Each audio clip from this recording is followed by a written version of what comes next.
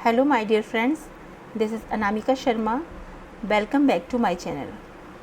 स्वागत है आप सभी लोगों का मेरे चैनल पे।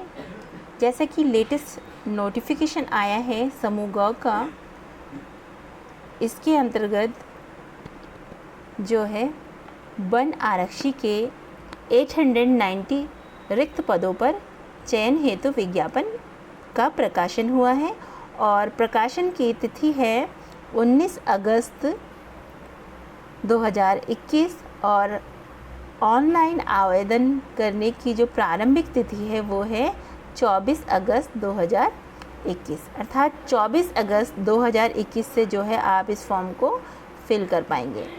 ऑनलाइन आवेदन जो कि उसकी अंतिम तिथि निर्धारित की गई है 7 अक्टूबर 2021 रखी गई है। और इसका फ़ीस जो है आप किस प्रकार से सबमिट कर सकते हैं, इसके लिए आप जो है नेट बैंकिंग डेबिट कार्ड द्वारा जो है फ़ीस सबमिट कर सकते हैं। और इसकी जो लिखित परीक्षा है उसका अनुमानित तिथि जो निर्धारित की गई है लगभग दिसंबर में जो है इसके एग्ज़ाम के होने की संभावना है। और इस पद के लिए अगर जैसे कि उत्तराखंड के विभिन्न पदों पे जो भी विज्ञप्तियाँ आ रही हैं उसके लिए पहले भी मैंने आप लोगों को बताया था कि OTR फॉर्म का फिल करना बहुत ही ज़्यादा इम्पॉर्टेंट है। विदाउट OTR फॉर्म फिल किए आप लोग जो हैं इस वैकेंसी को भी, इस विज्ञप्ति को भी फिल नहीं कर पाएंगे। ठीक है, जैसा कि पद का नाम है वन आरक्षी और इसमें आप लोगों को पदों की कुल संख्या प्रदान की गई है 894। ठीक है, और जहाँ तक पदों की जो पद का विभाग है वन विभाग का है और वन आरक्षी के जो पद सृजित किए गए हैं और आरक्षण के अंतर्गत और रिक्त पदों का और अलग अलग कैटेगरी वाइज जो पदों की जो कुल संख्या निर्धारित की गई है लगभग 207 है इसमें। और जो है आपका जो इसके अंतर्गत वेतनमान जो निर्धारित किया गया है वो है 21,700 से लेकर 69,100 जो है इसका वेतनमान रखा गया है। और आयु सीमा देखिए 18 वर्ष, अगर आप लोग 18 वर्ष के हैं और 18 वर्ष से 28 के बीच में जो जिन लोगों की एज ग्रुप के हैं 28 तक के एज ग्रुप के लोग जो है इस पद को फिल कर पाएंगे। और पद का स्वरूप है अराजपत्रित स्थायी। ठीक है, और शैक्षिक आहारता देख लेते हैं कि इसके अंतर्गत शैक्षिक आहारता कितनी मांगी गई है। तो शैक्षिक आहारता जो है अनिवार्य जो आहारता है वो भारत में विधि द्वारा स्थापित बोर्ड परिषद या उत्तराखंड राज्य स्थित मान्यता प्राप्त विद्यालय से इंटरमीडिएट अथवा समकक्ष स्तर की परीक्षा उत्तीर्ण होनी जो है अनिवार्य की गई है। ठीक है, अब जहाँ तक अधिमानी आहारता की बात की जाए तो अधिमानी आहारता आयोग ने क्या रखी है, लिखित परीक्षा में समान अंक प्राप्त करने पर आयु में जो ज्येष्ठ अभ्यर्थी को जो है चयन सूची में क्या जो है ऊपर रखा जाएगा। अर्थात जैसे कि 2 पर्सन का जो है समान मार्क्स आ रहे हैं तो ऐसी कंडीशन में जो जिसकी एज जो है ज़्यादा है तो आयोग जो है उसको जो है वरीयता प्रदान करेगा। ठीक है, शारीरिक मापदंड की बात की जाए तो इसमें देखिए पुरुष अभ्यर्थी के लिए जो ऊंचाई रखी गई है 163 सेंटीमीटर रखी गई है और सीना जो फुलाने पर जो है 5 सेंटीमीटर जो है निर्धारित की गई है। और महिला अभ्यर्थियों की बात की जाए तो 150 सेंटीमीटर निर्धारित की गई है। और इसमें दिया गया है सीने की माप महिला अभ्यर्थियों के लिए जो है लागू नहीं होती है। ठीक है, अब जो है महिला अभ्यर्थियों के बारे में एक 100 जो पुरुष अभ्यर्थी है 100 क्या था 52 सेंटीमीटर था और वहीं महिला अभ्यर्थियों के लिए 145 दिया गया है। कैसी कंडीशन में कि अनुसूचित जाति और जनजाति होने पर, अर्थात नेपाली, असमी, लद्दाखी, सिक्किमी, भूटानी, गढ़वाली, कुमाऊनी और नागा और अरुणाचली प्रदेश, लाहौल तथा स्पीति और मेघालय के अभ्यर्थियों को जो है आयु सीमा में जो छूट दी गई है, जो पर्वतीय राज्य के निवासी हैं। ठीक है, और किसी भी ऐसे अभ्यर्थी को सेवा में किसी पद पर नियुक्त नहीं किया जाएगा यदि वह शारीरिक रूप और मानसिक रूप से स्वस्थ नहीं है। ये भी इसके अंतर्गत निर्धारित की गई है। और देखिए शारीरिक दक्षता के अंतर्गत क्या बोल रहे हैं। शारीरिक दक्षता परीक्षा के प्रारंभ में नियम क्या है, 13 के उपनियम के अनुसार शारीरिक अहर्ताओं का परीक्षण किया जाएगा और क्या किया जाएगा, उसमें सफल होने पर ही अभ्यर्थी को शारीरिक दक्षता परीक्षा जो है देने दिया जाएगा। ठीक है, अब देखिए विवरण की बात देख लीजिए, इसमें क्या क्या विवरण दे दिया गया है।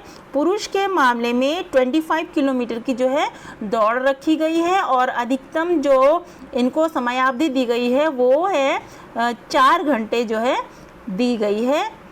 और महिला अभ्यर्थियों के लिए 14 घंटे दिया गया और इनके लिए अधिकतम भी इनके लिए भी 4 घंटे ही प्रदान किया गया है। ठीक है, अब दौड़ में सफल अभ्यर्थी को ही आहार्य घोषित किया जाएगा। अर्थात जो है जब फिजिकल होगा, आपका दौड़ होगा, उसमें जो आप इसे जब क्वालिफाई कर लेंगे तभी जो है आप रिटर्न एग्ज़ाम को दे पाएंगे। ठीक है, लिखित परीक्षा लिखित प्रतियोगी परीक्षा हेतु पद के अनुसार जो है पाठ्यक्रम क्या है, चयन के लिए जो है आपको 100 अंकों के जो है क्या वस्तुनिष्ठ प्रकार के क्वेश्चनों को सॉल्व करना होगा। जैसे कि ऑब्जेक्टिव टाइप क्वेश्चन मिलेंगे और उसमें से जो है आपको आंसर पे सर्कल करना होगा। ठीक है, लिखित प्रतियोगी परीक्षा सामान्य व ओबीसी श्रेणी के अभ्यर्थी को क्या चाहिए, 45% मार्क्स क्या करना चाहिए,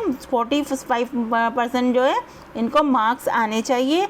और अनुसूचित जाति व अनुसूचित जनजाति अभ्यर्थियों के लिए क्या निर्धारित की गई, इसमें इसके अंतर्गत जो है 35% जो है मार्क्स का निर्धारण किया गया है, अन्यथा वे लिखित परीक्षा में अनाहार्य माने जाएंगे। ऐसी कंडीशन में जो है वो लोग इस परीक्षा को क्वालिफाइड नहीं माने जाएंगे। ठीक है, अब जो है उत्तराखंड सरकार शासनादेश आयु के बारे में क्या बता रहा है देख लेते हैं। आयु का जो है आपका निर्धारण किया गया है